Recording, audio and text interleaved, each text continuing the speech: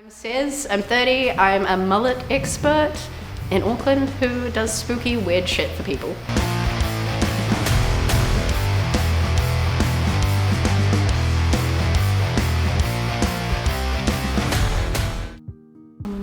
How long have you been cutting mullets and shags? I've been cutting mullets and shags for 10 years now, I think. Yeah, 10 years all up. Where did you learn, or how did you start and get into it? I've always just fucked around with my own hair ever since I was young, and I kind of started doing weirder haircuts because when I started in this industry no one would do them, so just had to try and find that filled that void. Maybe took me a few years to find where I belong. Now I've got it. It's something that I feel like everyone can be a queer space, a safe space, but saying you are outrightly standing for, first and foremost, for the queer and differently abled community, that's what's made us the point of difference. Because, you know, every shop, for the most part out here, is an ally. You know, like you'll have people who may not agree with you, but they'll deal with you. Differences of vibe when you come in from a place that someone may just accept you but not agree with you, versus fully coming into a place where you know no one's going to question who you are, what you want to be, what's next in your life, what your passions are. It's something that I think people take for granted in life. I've been doing drag for 6 years now. Yeah, maybe a bit longer, but 6 years out and proud of doing drag. Shit, that's sick. When did you first come across drag? Or drag kings specifically?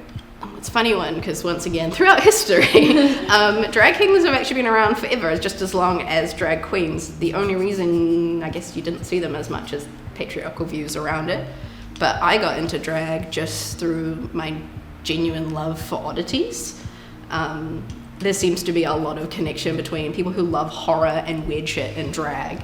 We all end up kind of getting to know each other, so that's how I got into it, just through other weird art people who were like, hey, have you seen this shit? And I was like, that's my cup of tea for sure.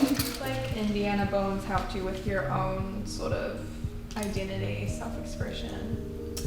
Indiana Bones has probably helped me really redefine that factor of clothing has no gender, and a lot of our things that we say is gendered isn't gendered. Because when you're trying to explain drag to people, you're trying to explain your character, and that's when you start to understand that what makes the difference for people when they see a man or a woman is things that are inherently made up. Sometimes my dress sense is purely just a big fuck off to society.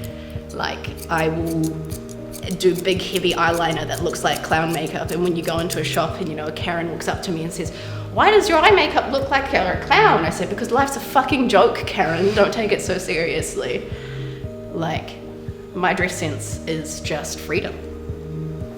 Hi, I'm Indiana Bones, your local spooky scary boy. I'm here to make you enthralled, enjoy, and gag just a little bit.